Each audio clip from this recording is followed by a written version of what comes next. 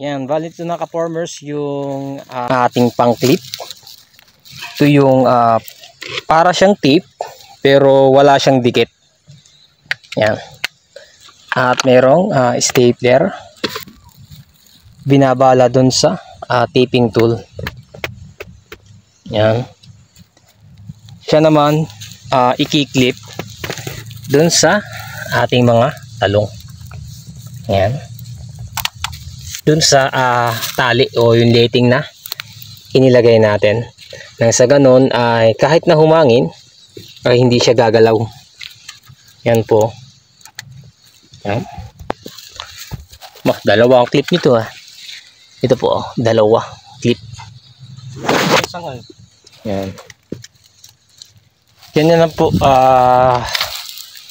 kabilis o kadali yung aming proseso ng pagkiklip. Yan. Kali dito, yan, napansin nyo na may mga asul na parang tape. Ibig sabihin po ay nalagyan na po siya. Yan. Dun po naman sa mga nagtatanong ay ito pong tape na to ay stretchable. Kaya habang lumalaki yung ating mga talong o yung puno ng talong natin ay wala pong problema. Kasi ito po ay habang lumalaki yung puno ay nahahatak ng kanya. Yan, nahihila po yan. Yan. Stretchable kaya wala tayong magiging problema.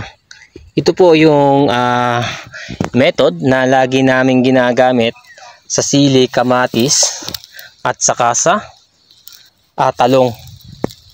Yan. Bali yan po yung maisi-share ko na video sa inyo mga ka-farmers. At maraming salamat po sa panonood.